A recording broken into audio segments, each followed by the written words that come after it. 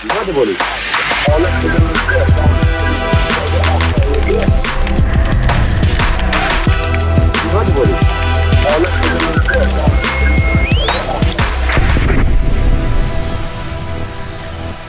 everybody, welcome back to Human Reaction. I'm David Rand here with Kyle, Mack, and Bennett. We are Sans, our most handsome redhead. He's out trolling the world, selling waffles, I believe, is what he's doing today. So we're going to be talking about the Epstein files. Kyle, you got a sweet meme to kick us off?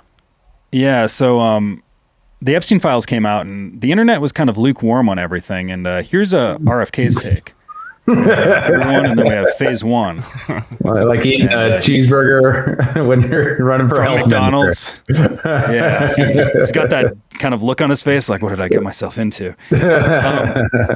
If you are a small business owner looking for exponential growth, you have to connect with Adam Thune at Intellectual Patriots. He will revolutionize your business game and help you get to the next level. Adam can streamline your business practices and advertising strategies to improve your bottom line. His expertise in data engineering means he can build you the systems you need to collect and analyze market data. His mission is to provide you with invaluable insights to fuel your success. From grant writing and business proposals to digital systems integrations, even AI management, Intellectual Patriots is a one-stop shop for cutting-edge solutions. Don't wait another second. Visit intelpatriots.com to learn more. That's INTEL patriots.com. This episode is brought to you by Revved Up Promo, the official apparel partner of Human Reaction. Revved Up is a premier full-service shop specializing in laser engraving, screen printing, and embroidery. Not only are they now making all of our apparel right down the road from us, they can do the same for your brand and ship it to you anywhere in the world. Revved Up helps you navigate the extensive universe of merch options and uses state-of-the-art techniques to showcase your brand in its very best light. So if you want to support our show and our generous sponsor, you can now do so by buying our merch and by turning to Revved Up Promo for your own custom apparel needs. Reach them at revveduppromo.com. That's with 2 V's and 2 P's, or just check the show notes for a link. But yeah, so the Epstein files phase one released this week, and coming from Pam Bondi and Kash Patel, there was kind of a whole situation that went on with there was like a group of influencers that were seen at the White House, and they had these kind of prop binders, and the internet is very not satisfied with what we've gotten so far in phase one. Are they Mitt Romney's binders? They're not binders full of women, Bennett. Yeah, they have no women in them. They just got black boxes. just underage people. Yeah, just entirely redacted is really what it is. But that being said, with it, because what came out in the phase one here was essentially just a bunch of information we already had. We had the client list. Sorry, not the client list. It was the contact list, which is separate from the client list. Mm-hmm. And there was like the flight logs, but all of this information was already there. But what the real kind of bombshell, I guess you could say, was this letter from Attorney General Pam Bondi to Kash Patel. And I want to read that for you guys because this is something that I feel like is not getting enough. Like, it was literally the first I'm hearing about it. Yeah, like everybody's just kind of the whole story is just like, oh, they just released a bunch of information that we already knew. Oh, it's kind of a fake investigation or whatever. Like that's kind of what the vibe is on the internet. Mm-hmm. But I want to read this letter from Pam Bondi to Director Patel, and you can kind of see where the real bombshell probably is. Is we have. Actually, here, let me adjust this here. That makes it way easier. So, dear Director Patel, before you came into office, I requested the full and complete files related to Jeffrey Epstein. In response to this request, I received approximately 200 pages of documents, which consisted primarily of flight logs, Epstein's list of contacts, and a list of victims' names and phone numbers. I repeatedly questioned whether this was the full set of documents responsive to my request and was repeatedly assured by the FBI that we had received the full set of documents. Late yesterday, I learned from a source that the FBI field office in New York was in possession of thousands of pages of documents related to the investigation and indictment of Epstein. Despite my repeated requests, the FBI never disclosed the existence of these files. When you and I spoke yesterday, you were just as surprised as I was to learn the new information. By 8 a.m. tomorrow, February 28th, so it's this morning, The FBI will deliver the full and complete Epstein files to my office, including all records, documents, audio, and video recordings and materials related to Jeffrey Epstein and his clients, regardless of how much information was obtained. There will be no withholdings or limitations to my or your access. The Department of Justice will ensure that any public disclosure of these files will be done in a manner to protect the privacy of victims and in accordance with the law, as I have done my entire career as prosecutor. I am also directing you to conduct an immediate investigation into why my order to the FBI was not followed. You will deliver to me a comprehensive report of your findings and proposed personnel action within 14 days. I appreciate your immediate attention to the important matter, yada, yada. But that's kind of the important thing here is what we're seeing here is that we have the Southern District of New York, which is kind of known for being not great. You don't say. Withholding, according to Pam Bondi, through a source that came out of the Southern District, that they've been withholding thousands of documents to the Epstein case from her office. Is that the same one that got Trump on all his felonies? Or was that... I'm not sure the connections there, but it's one of those things where I wouldn't felonies. Be like, it's one of those things where if we did a search on it, we would probably find something there, right? Is that the one that killed Probably the checks out. Just don't know if it does. So, because right now, that's kind of what we've had right now is like the internet's in this uproar of just like, oh my God, they just gave a bunch of binders as props for this publicity stunt and nothing's really been had here. And Pam Bondi lied to us. There's nothing there, yada, yada, yada. But like, that's not really the story as I see it. The story as I see it is the FBI is in a civil war right now, right? Yeah. I mean, I think what's really going on as far as the culture on this is the folks on the right have been eating a diet of white pills for a solid 2 months now, and they got their first dose of actual resistance and challenge and disappointment. And so now they're kind of taking it out on the influencers. You got to have a little sympathy for them. You know, I'm sure they just got handed a binder, no time to know what's in it. Went outside to take a little, hey, we got these neato binders, and now they're look like goofballs. Quite a few other people kind of stepped out like most transparent president ever, on the announcement. Before we realized that was the funny thing. Actually, I have some tweets here because some of the influencers, so it was a distribution of binders to 15 conservative influencers. Some of the more high profile ones that people have probably heard are DC Drano, who's a big Twitter account, the woman Chaya Raichik from Libs of TikTok. You had Mike Cernovich, Liz Wheeler, Jack Posobiec. It is an interesting cast of characters that we're getting here because a lot of these people haven't necessarily been super involved in the Epstein case.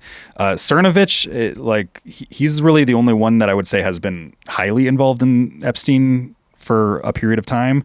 Everybody else, it's kind of like, I feel like there could have been maybe a better choice of influencers, I could say. But maybe some more serious, investigative reporters, or if you got Schellenberger and Taibbi in there, then people would be, I think, taken a little more seriously. Or like Whitney Webb. She's the one that wrote the book, right? Right. Like that'd probably be a useful one. But something that you were kind of referencing there, Dave, was there was kind of this copy pasta that went on of these Twitter influencers. Today, I met with President Trump, VP JD Vance, AG Pam Bondi, and FBI Director Kash Patel in the Oval Office. They handed me a binder copy of the Epstein files, and then you see like from Chad Prather. It's like literally the same message. So there is a little bit of part of the critique that's going on right now is like these people are just kind of the Trump press corps now. And there's kind of that aspect to it that like it's a photo op. It is what it is. Yeah. Some other areas of concern is, this group as a whole, pretty heavily Zionist.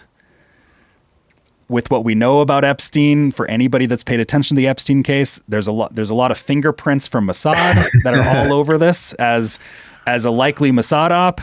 There's some noticing maybe to be had there. Is Cernovich associated with Zionism in a serious way? I'm not aware. Cernovich, he actually had an interesting tweet thread a few months back, I remember, where he had made a comment at one point where he was finding it extremely difficult to defend Israel on a bunch of stuff. And he basically said that his support of Israel in general is much more of just like a power politics stuff, rather than like an ideological framework, which is interesting.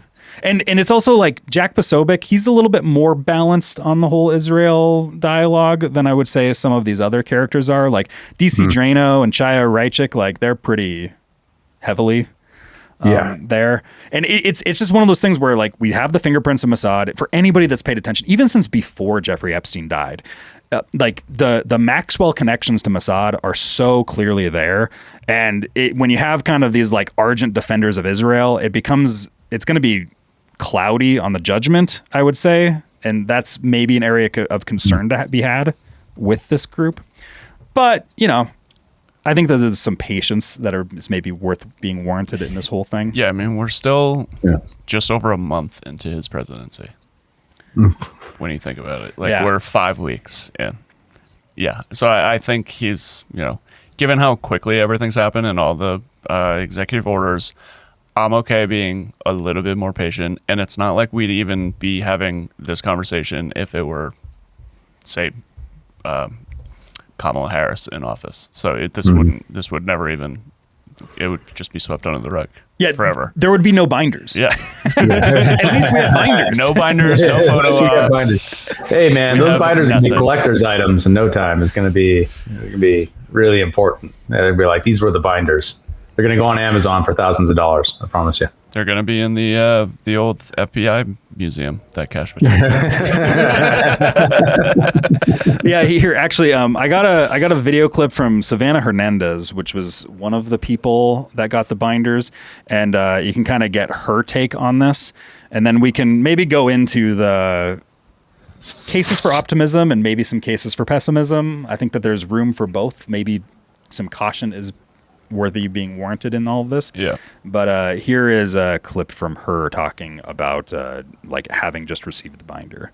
Hernandez in front of the White House with, yes, one of those Epstein file binders. Now, I want to clear something up immediately and state that nobody from the Trump admin gave us these binders and said, you guys are going to be the ones responsible for disseminating this information. They actually told us that there's going to be a press conference at any moment now, most likely this afternoon, in which all of the information in this binder is made available to the American public. Now, Pam this morning stated to us that some of the information in here is already public, and she doesn't really feel that any of this information is a smoking gun. The big story here is Pam writing a letter to Kash Patel asking him to investigate why the FBI has stopped the release of other portions of the Epstein files. So that is what is currently going on, and I wanted to come out as a journalist as well and state that, again, we are not responsible for deciding what does or does not come out. All of the information in this binder will be made public. Pam Bondi herself stated that she wants all of the Epstein files to be made public to the American people, not just to influencers or independent journalists, but that in itself has been a process. Now, one of the reasons why I have this is because the Trump admin right now is making a big push for not only transparency, but being welcoming to independent journalists who might have been looked down on, ignored, or even censored over the last 4 years. This administration is making a big push right now to allow American people to come into the Oval Office, to come into the White House and directly talk to the president, the vice president, Kash Patel, Pam Bondi, RFK Jr. about what they... Okay. I'm going to stop it there, but you kind of get the vibe. Yeah, there's a little bit more of the messaging stuff that's going on there, but yeah. So how do you guys feel about the Phase 1 rollout so far? I can't wait for Phase 4 in the Avengers.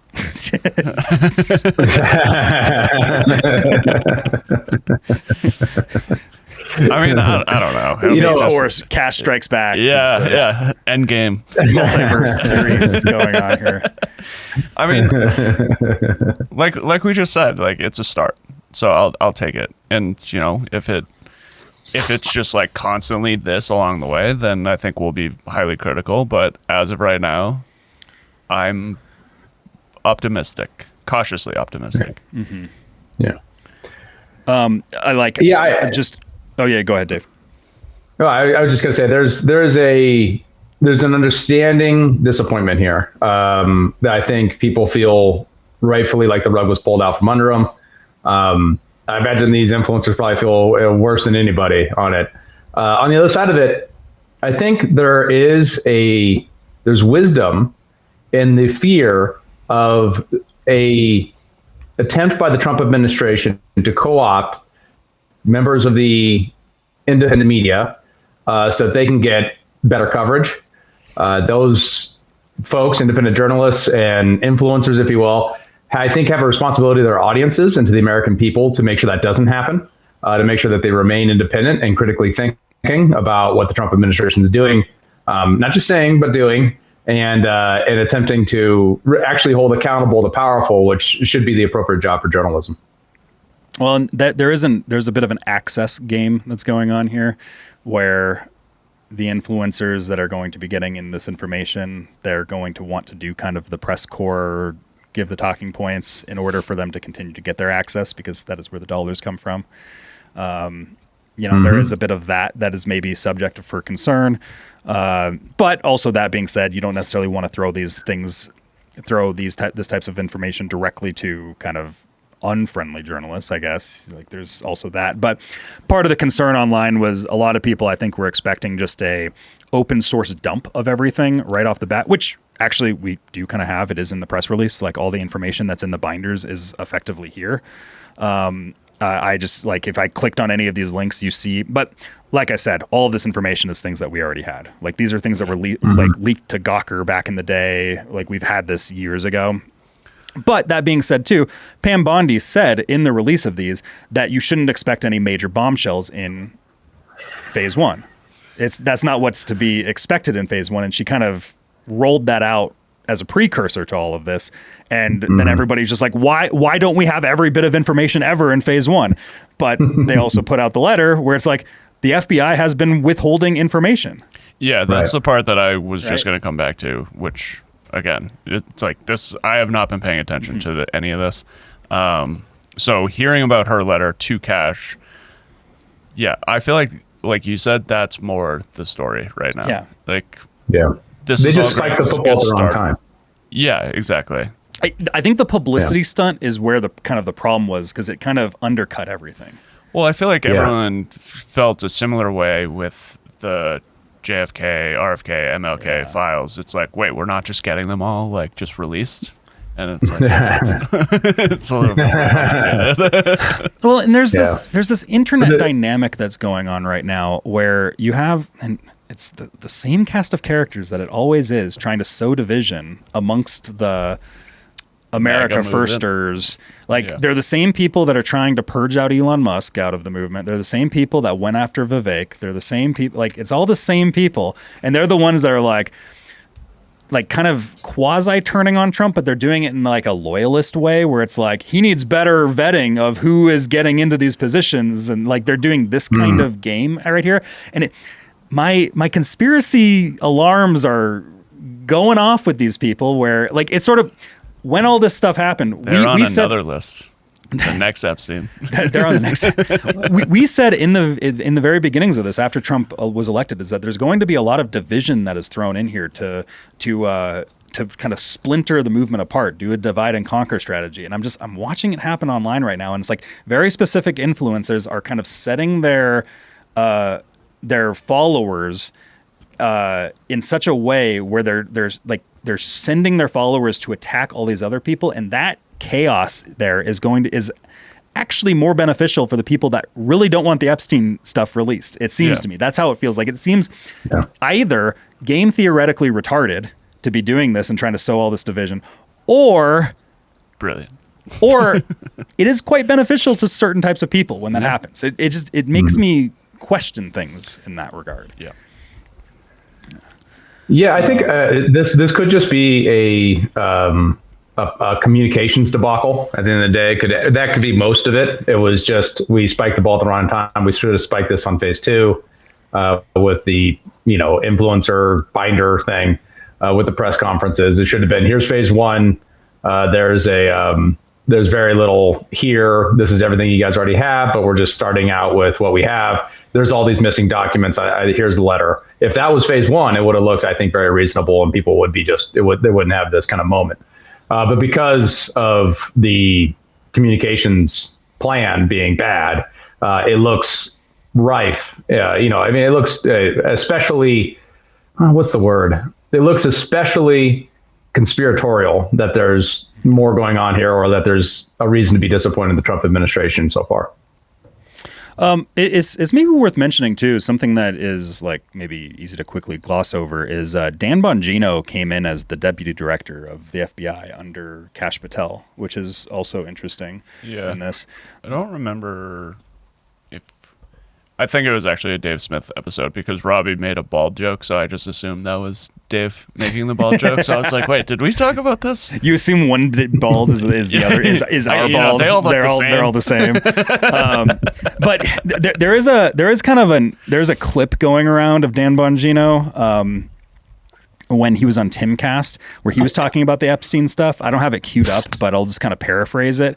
And it is kind of interesting where Dan Bongino is just like, well, according to my sources, it appears that Epstein was some op or some asset for someone in the Middle East. I don't know who. You're just like, I don't know who.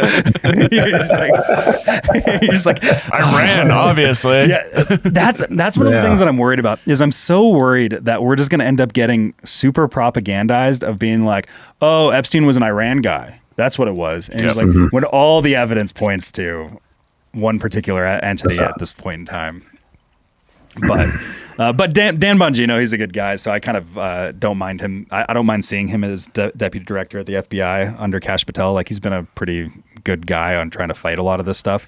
But do we have any realistic expectation that we're going to see a Mossad finger pointing release, like a very clear smoking gun? Zero, absolute zero. That is. I just don't.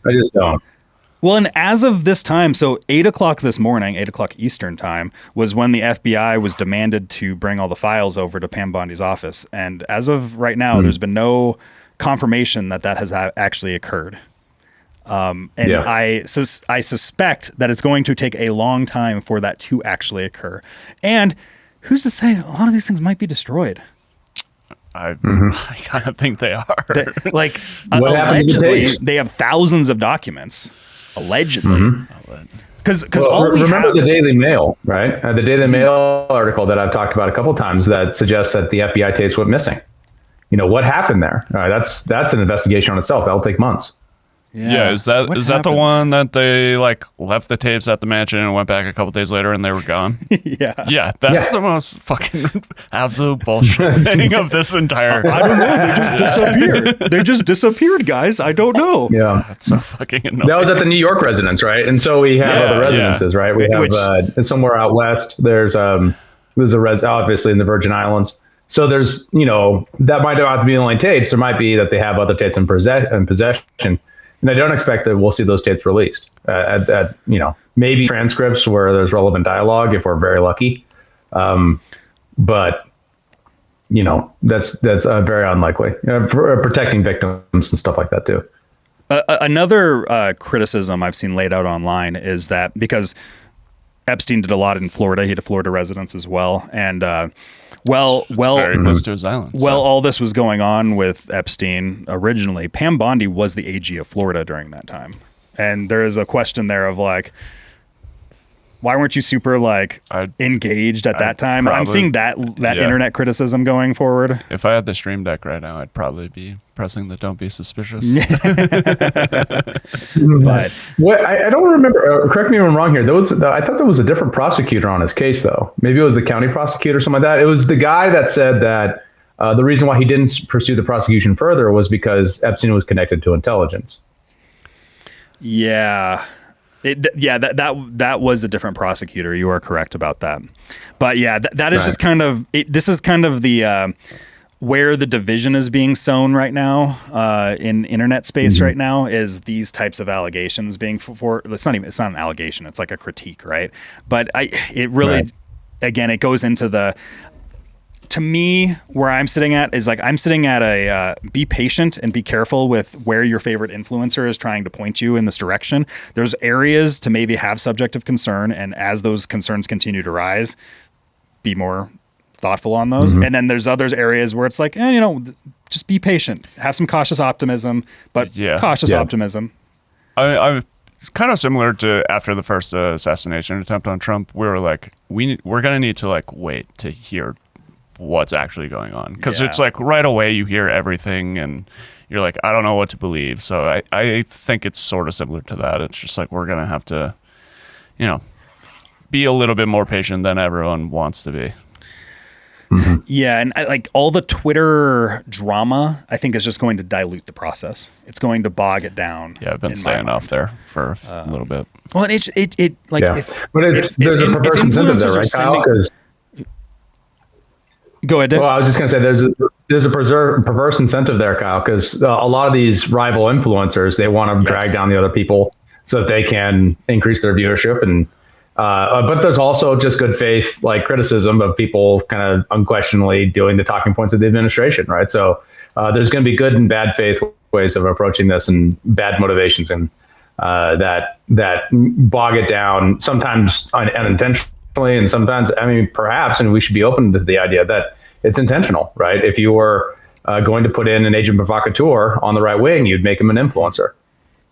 Yep. And there's probably a lot of those going around right now. And yeah. But any final thoughts on the Epstein phase 1? Unfortunately, it is kind of just like, we're really just waiting on phase 2 because there's nothing really new that exists there. But I don't want to call it a nothing burger, but it's just like they did exactly what they said. And I don't know why people are upset about it. It really is, to me, the story is the civil war that's going on. Yeah. Is that you have people directly disobeying orders from the executive branch, and that's the story to me. But we should expect that. The deep state is the deep state. The story to me is this letter to the FBI from Bundy. Yeah. I think that's more telling. Yeah, and that's also to be like, Kash Patel's only been in there a week. Yeah. He's got some figuring things out to do, especially with his own agency. This is all coming in from his own agency. I think he's got to figure out where he has loyalty. And that's going to be a big thing for him to figure out. And noting, this could be very embarrassing for the FBI. We know that Epstein was accused and perhaps confirmed as an FBI asset, or at least an informant. Yeah. So, if there was a direct relationship between the FBI and these things, it makes sense why any individual who might have access could be implicated, or, the institution itself be implicated, and they're protecting the institution. I was scanning through some of the PDFs, actually, and I did come across, there was a section, I wish I had a screenshot of it right now, where it was talking about exactly that aspect, Dave, where it was all circled in there, where it was talking about how he was an FBI asset of some sort, and to kind of get rid of the prosecution on him. There was a section in one of the documents that talked about that. Yeah. We'll see as this kind of keeps going. Another area that has happened here, and it's kind of just this is another thing we'll probably have more confirmation today on where this is heading. But the Supreme Court has kind of saved Trump on the USAID stuff that's been going on. Trump's been getting a lot of legal challenges. There's 22 states and a bunch of nonprofits that have sued the Trump administration for his executive order specifically, which was the reevaluating and realigning United States foreign aid. This was the executive order where he had the 90-day pause on foreign assistance, USAID, et cetera. And Trump has been sued. And there was a district judge, Amir Ali of Washington, D.C., who issued a temporary restraining order ruling the blanket suspension caused irreparable harm to aid groups and lacked rational justification. And he ordered all work to resume. So there's this legal spat that's going on right now between this judge and the Trump administration, along with all these states, which I think is something that we all expected that this was going to be occurring, right? Trump, since then, has resisted compliance, and he has terminated 90% of USAID contracts. and about 5,800 awards, which are worth about $60 billion. And he suspended thousands more contracts. So where we currently stand in this right now is on February 25th, we had Judge Ali ordered a deadline of midnight, February 26th, for a release of $2 billion in back pay to these people. Trump filed an emergency appeal to the Supreme Court hours before that deadline, and Chief Justice Roberts issued a pause on the judge's order. Roberts then requested a response from the plaintiffs, which is the 22 states, the aid groups, etc., by noon, February 28th. So this is probably, that deadline is happening basically as we're recording the podcast right now. And this is going to decide if the Supreme Court is going to hear the case formally or not, and if Trump's freeze should persist. So that's kind of where we're currently standing on the USAID stuff. My suspicion is Trump is going to win this, but I don't know. It depends on the details, right? And so, and just so I can steel man the opposition a little bit here. So Congress has the power of the purse. What that's meant in its exercising of the power of the purse in Article 1 has meant that Congress is the one who says where money goes and what it's spent on. It's the executive branch's responsibility to execute based upon statutory code. So that's the laws that they pass to guide, okay, this money is spent on this. But within that, there's relatively broad executive authority where the statute's not clear, right? So if it's just the billions of dollars to USAID for USAID work, then he has relative leeway to be able to say, well, that program's not working in this program, and I'm going to cancel these programs. I mean, or this. The other side of that is the Administrative Procedures Act, which is and the Impoundment Control Act. Both of those, what they do is they regulate how the executive can make decisions. The Administrative Procedures Act has things to do with like public comment periods and basically checks to make sure that that decisions on executive actions aren't done for political purposes, but rather done in alignment to statutory code. And then there's the last part is that the impoundment, and people already know this probably, but it was implemented under the Nixon administration. In order to try to exercise more direct control over executive priorities, where Congress is unclear, and it's kind of a I don't know to where I fall on it exactly. I have allegiance to the Constitution, of course. So I tend to feel like the power of the purse is important, but when it's also Congress's responsibility to be very clear about where money is going and where it should be spent, if they want that money spent, and if it's unclear, it seems like it's the executive's prerogative to make sure it aligns with American interests. Actually, I was just, as you were talking, Dave, I was just looking, and it looks like, the deadline had just occurred. So there was some. Yeah, it occurred like probably right when we started recording. Yeah, the conclusion. I just pulled up the Supreme Court docket. The court should lift the administrative stay and deny the application. Respondents respectfully request that the court act as quickly as possible to lift the administrative stay so as to prevent ongoing irreparable harm to respondents and the communities that depend on their work. Meanwhile, it's a good defense of the deep state, right? It's all the people who are going to suffer if we don't get American tax dollars. And there might be true that there's some of these contracts are purely charitable work, but I'm very skeptical. Well, yeah, because I think it's up to them to prove it's not, right? At this point, like there should be a thorough review here, and I think the quick action is justifiable because of all the abuses we've seen. The major nonprofits that were involved in this case are AIDS Vaccine Advocacy Coalition and Global Health Council. And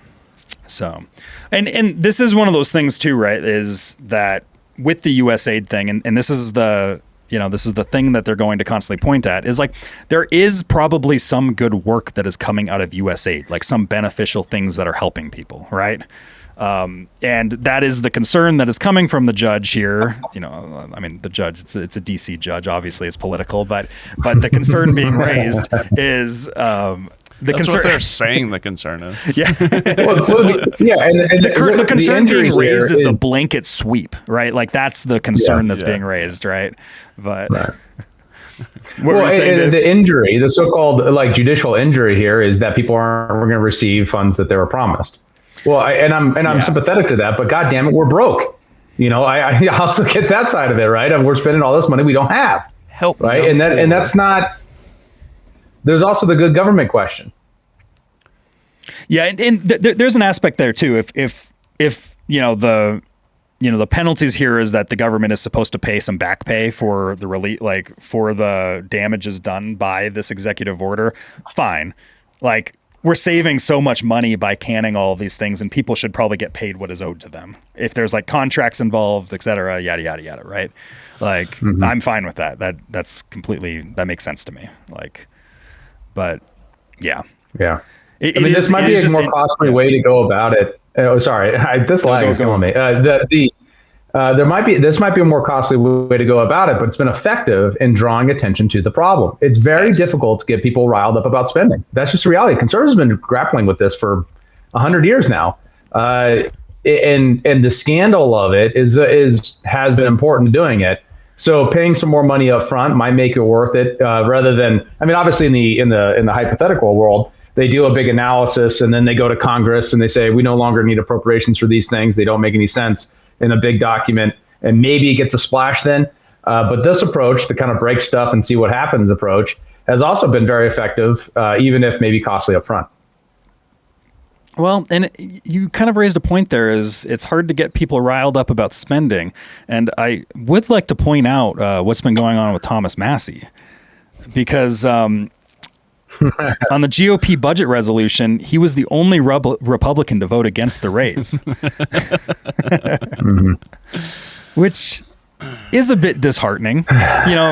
Thomas Massie's always kind of the lone wolf in Congress who's going against these things. I'm reminded of things like the CARES Act, where he went against everybody on the CARES Act. And, I think in hindsight, it looks like Thomas Massie was probably 100% right. What did Trump call him after that? A third-rate politician. I was going to say third-rate politician that needs to be primaried out. But then Trump came along and endorsed him in his primary. I think Thomas won that one. But and will he win on this one? The trick about spending resolutions and this madness is it's still not appropriate budget process, right? We're still not passing the 13 bills you need to pass in order to actually fund the government appropriately.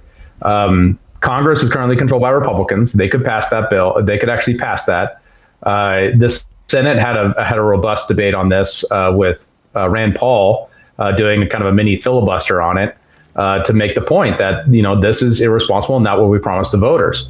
So, if you can get a mandate like this from Trump, you would think that you would be able to go through a process that would actually cut the government's and cut government spending so you can afford the tax cuts you want.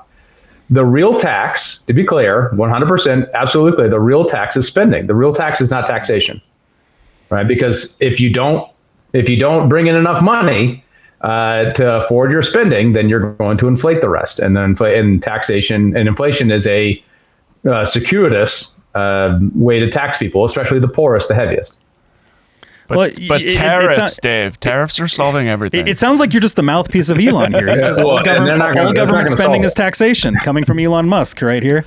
I appreciate Elon for highlighting Thomas Massie here, saying, we're living in a strange world where it's just like people care if Elon Musk says it. So like, it's just like, I'm glad that he tends to highlight the correct things. Yeah. Elon says all government spending is taxation. This point really needs to be hammered home. Whatever is not directly taxed is taxed in the form of inflation as the government prints more money. Inflation is the worst tax of all, as it punishes those who are just barely making ends meet or have gathered some savings. Well, it seems like Project 2025, if they were going to really do the work right, they would have came in January with here's what the budget should be, and then start working with appropriations to pass an appropriate budget. Now, I assume this resolution is because there's a debt ceiling coming up or something like that they are trying to do a stopgap so they don't have a government shutdown discussion. Then that would probably be a bad thing. So they still have time to go through an appropriate budget process, get that through so that we can actually pass one next year. They won't. That actually lays out a plan to actually get to, a responsibly sized government for at least budgetary purposes.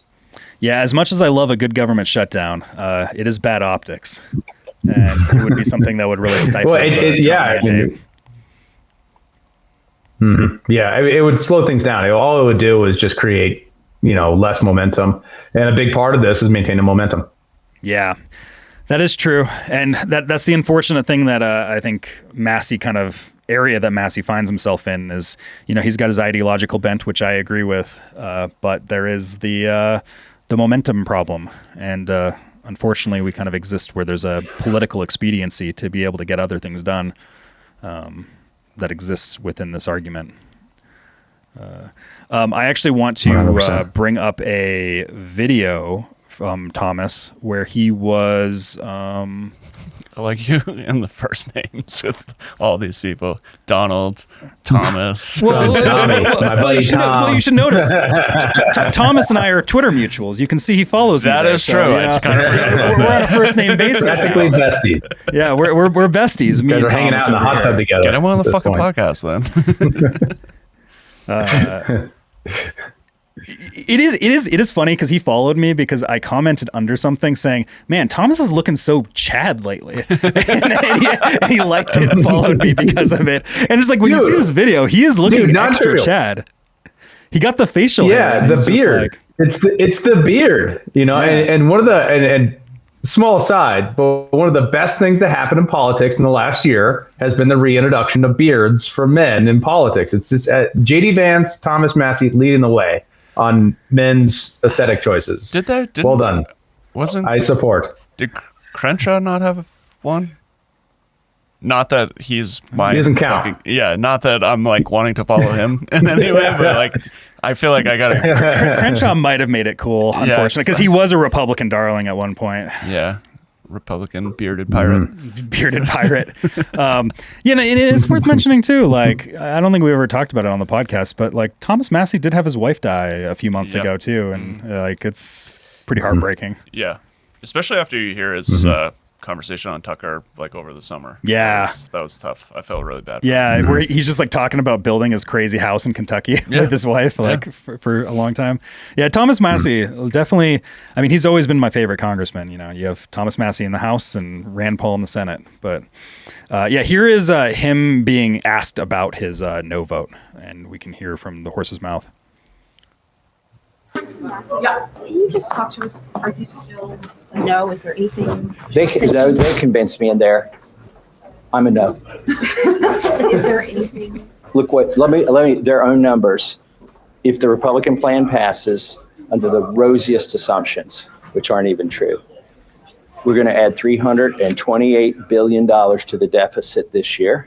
We're going to add $295 billion to the deficit the year after that. Where's ours? And $242 billion to the deficit after that, under the rosiest assumptions. Why would I vote for that? So are you solidly a no? Yeah, they convinced me. I was a lean no until this meeting. Now I'm a no. This no confirms. This is a no. Why? Why? They're talking points. Look. These are not something I made up. This is from. This is the leadership's talking points. It adds $328 billion to the deficit. It adds $295 billion to the deficit the year after that. The only way they get to this magic thing where it's not going to kill our country is 5 years from now. They imagine that 2.5% growth when he said that accumulates, and that even right here they say they're going to cap discretionary spending. You think we're going to cap discretionary spending and then spend at the rate of inflation after that? That has never happened. So their assumptions are wrong. But even if you take their assumptions at face value, they told us in there they're going to increase the deficit in 2025 by $328 billion. And I've been here long enough. I've been here 12 years. So I've seen a 10-year plan or two come all the way to 10 years. Under Banter, we had these 10-year plans. Under Ryan, we had these 10-year plans. Anything past the third year never happens. Mr. Speaker, will the budget That is absolutely correct. Absolutely correct. And actually what we're looking at here is a lot of those will be based upon economic growth projections and receipt projections based upon current tax rates. So imagine for a moment that you assume the rosiest picture of there's no elasticity at all in tariffs from China. The economy is going to grow by 3 or 4%. And then you start cutting USAID dollars, and all of a sudden enough USAID dollars are cut that we actually suffer a minor recession due to just the slowdown of the velocity of money. And that's how much money of USAID dollars are running around the United States. Possible, right? And there's some indication today that might be true from Zero Hedge. So, I mean, they're absolutely right. Balancing a year, actually take some austerity, actually, do your duty, actually fulfill a promise to your voters, and then ride it out for a year as things equalize. And by next election cycle, you're going to be hot again. I mean, I just don't. The lack of courage from these guys is astounding. Yeah, and we have our debt badge, as you can see. Thomas is wearing his, and it's even signed by Thomas Massie right there. Hell yeah, brother. Yeah. Hell yeah, brother. We're sitting at $36 trillion, and it just keeps going up and up and up. I don't know if the camera can. Yeah, it's not focused. Yeah, no. But Nah, you can't see it. what did he say? It was going to add 380 billion.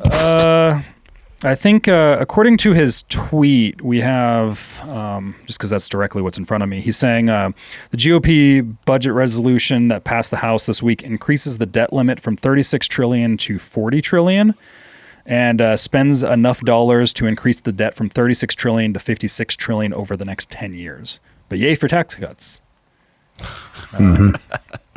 Yeah, Exactly. yeah. Well, and that's the thing is the spending is a tax, and people got to continue to realize that. This is always the concern when a Republican comes into office is that government spending just all of a sudden doesn't become a priority anymore.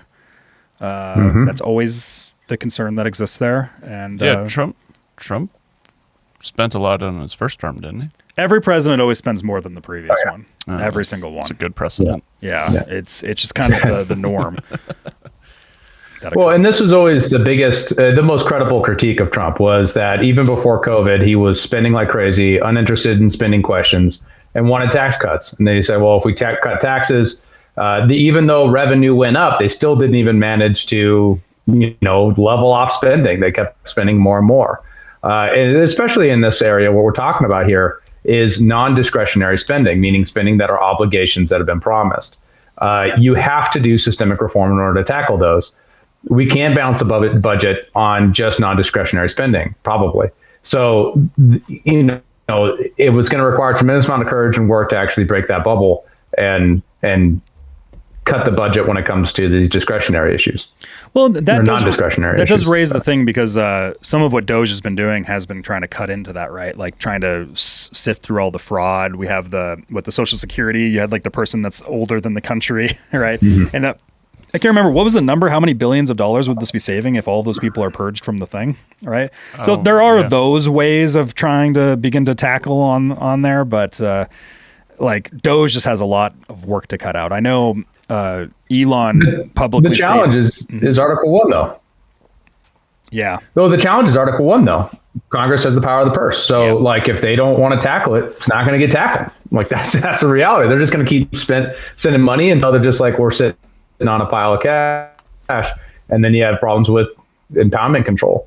So, like, it would be nice to see some amount from the Republican leadership, some actual addressing of this issue. Right? Well, they campaign on it every year. And that's the thing is Thomas, I've heard him say on podcasts in the past where, the unfortunate reality is that the voters are kind of the problem here, because they keep voting in the people that are willing to continue to increase the spending and just spend like mad. And you need to have a massive shift in voter psychology around this. And that's one of the things that I think is good on the Doge side, is I feel like the Doge side, they are kind of changing the masses' psychology around government spending. Like slowly this is happening. Like Elon has been a very big factor in kind of changing the mental models of people around like who they're voting for. I think that, like, this was an argument I made on a podcast that I think it was just me, Joe, and Bennett at one point with the idea of the paybacks for all the spending cuts that were happening, is that it actually kind of provides a bit of an incentive for people to rethink their evaluation of government spending and how much waste is going on and actually wanting to cut in there. I think that's one kind of benefit there. You know, Joe was raising the, like, we should just put it all back towards the debt because it's, but I think that there's a few different angles that you can take. I just think, I don't know. I think incentive is a strong motive. Like, follow the incentives and you'll see the future, right? Yeah. I don't know. Yeah. I think people. Well, it's smart politics. Yeah. I just think people are going to be less incentivized by, like, look, we're paying the debt down versus, like, look, you could get a couple $1,000s every so often. If we continue to cut out all the waste from abuse. Like, perfect world. I'd love to just eliminate the debt. But I don't know. People aren't, it's not the sexy option, basically. Yeah. Oh, yeah. Yeah, Dave? Sorry. No, I was only going to say that it's smart politics, but there's also a really great, there's making it to be a thing that the executive can do that then changes the culture. So then it reinforces the other way. But, these leadership actually matters, right? And why this is only one versus all of them, as opposed to 2 years ago, or even a year ago, where you had the 13 versus everybody, and they were able to swing the vote to try to get concessions out of the Biden administration, the Democrats, and honestly, the establishment Republicans, was because now we have the Republican, pillar of Trump, and people saying, well, this is the Trump budget. He's endorsed it, so I'm for it, right? And until Trump prioritizes that, we're not going to see that in the Congress. If he said, I'm gonna veto anything that doesn't balance within a year or 2 years or 3 years, we're not gonna. It's not gonna happen. Yeah. These Republicans will only do it if they have Trump's cover. Until he prioritizes that, it's not gonna happen. And I don't think we should be holding our breaths on him doing that. He wants to operate in the fantasy world where we're just going to outgrow the debt. When the debt right now is how much? What's the annual budget deficit right now? It's over $800 billion. It's almost $1 trillion, right? Yeah, I don't know exactly the numbers, but that sounds correct to me. That's there is a good point there where is the Trump strategy is just like a pure growth strategy, and I think that's a useful one variable to the strategy. Like the growth strategy is good as a variable, but there's more stuff that's going on. Well, and growth would be amplified as demonstrated in the Depression of 1919. Growth is amplified when you actually balance the budget. Yeah. We were running a budget deficit. We cut back on budget deficit. We deregulated, we desocialized, and we saw enormous growth. There was a recession, and we popped out of the recession under 6 months, and we're all of a sudden we're the roaring 20s. So this is definitely doable. It's just the courage to actually say no. All right. And it's hard to look at a guy like Donald Trump and be like, well, he really understands how you can cut back on spending in order to become more wealthy. Like that's not been his ethos at all. It's been take loans and make bets. Right. And he right now, he justifies it. He says, well, if you look at the assets of the country, we're not in that far debt. Well, those assets include my house. That's not your asset. That's my asset. It includes all the public lands. What's he going to do? Sell them off? You could use them as collateral. He's going to take bets against your fishing hole that you like to go to. I don't think so. So like, imagine using the public lands as collateral. That's just like that concept to me. I never even really thought about that, but that's just a funny concept to me. He's doing. Well, as we come to close out on this week in news, how's things going on the Defend the Guard stuff, Dave? We got a hearing, went fantastic. Just did the volunteers who came in told very compelling stories. We had an incredible legal defense from Dan and Darren Gobb and others. We had, we're coming up. Executive action is probably going to be this afternoon. So right after I'm done here, I'm going to go back up to the Capitol and start shaking hands again and talk to people some more. We have a pathway. We just got a lot of squishy Democrats who are afraid to go our way, just out of the optics and out of, just the fear of being seen collaborating with Republicans. So if we can overcome that, we should be able to get out of committee and get to the floor. I'd be curious on Defend the Guard. For those that don't know, Defend the Guard, we've talked about it a lot on the podcast. But we also had Dan McKnight literally on just our last episode. So take a listen to that. Yeah, but overall, just giving the power back to the states, where Congress has to declare war in order for the National Guard to be utilized. Overseas. Overseas. What is the something I'd be curious is, what is the current party makeup here in Montana on that? Is it kind of just like a bunch of Republicans are for, a bunch of Republicans are against, and then same thing on the Democrat side? Yeah, it's not really a partisan breakdown. A lot of things would be. Well, I mean, the overwhelming base of support is constitutional Republicans, conservative Republicans, right? Nice. Who look at it and say, there might be risks here with federal blowback, but the Constitution is the law of the land, and they have to obey the Constitution. And when you look into it and you dig into the actual text and you dig into the enabling language of Title 32, it becomes really clear that we're just asking the federal government to live up to its side of the bargain that it cut in 1903 and 1933 when it created the National Guard.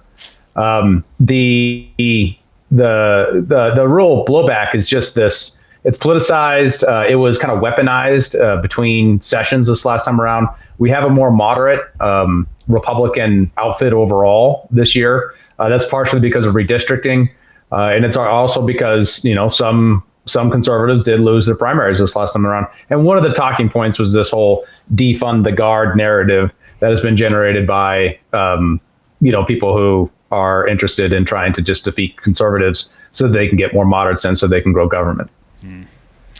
And then on the Democrat side, it's you got like old school pro-peace Democrats and progressives that are, more leftist than liberal. And they're friendly to the bill, want to see it pass and stuff like that. It's just a matter for all involved with it comes to courage and wrapping your mind around something that's difficult for legislators to wrap their minds around, which is federal code and how these things interrelate, what we're going to pass to how it's going to relate, and then how will the federal government react. That's why a big part of the discussion after the hearing, during the hearing was, well, who supports this on the federal level? And we had the Adjunct General of Montana get up and just lie to the committee and say, yeah, Tim Sheehy, he didn't really support it. He just said so. I was actually gonna on video. I was gonna reference that one, and he said that when he was some Fox News guy. Yeah, I was gonna reference that, and then 3 people in the hearing all were actually Tim Sheehy endorse it here, in person, at this event that we were all at on camera. Yeah. That was a great clip. Yeah, largely thanks to our boy Liam. Vice Chair Metz was literally the guy that asked him. The guy sitting next to the chair was the guy that asked him, hey, will you support Defend the Guard? Yeah. Before he said 100%. So, I mean, it was bad strategy.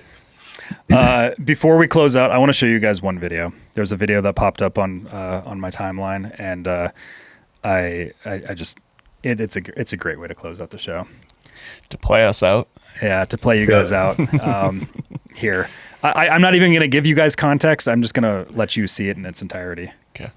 The email that came out wanting us to justify our jobs with 5 things we did last week was on Saturday night. Yeah. And I was literally working on Saturday night to make up for all the distractions I had the previous week, which came from the executive branch. And so I'm working, trying to catch up on things, and then I get that email on top of it. It's very hard to keep your train of thought when you're getting threatened and harassed like that. The email that came out wanting us to just...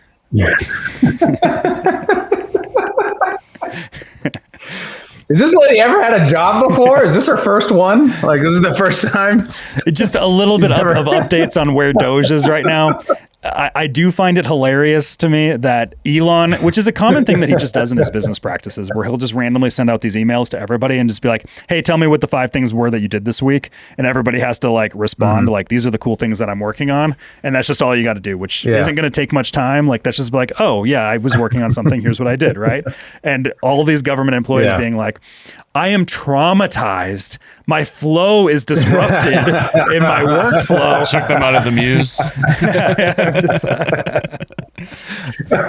I think my favorite part of Doge so far is that Joy Reid got fired. Yeah. But yeah, MSNBC doesn't have those USAID numbers coming in. They got to cut back someplace, right? Yeah, it's a good thing we have new media getting all the binders, you know? Yeah. Yeah. What additional note?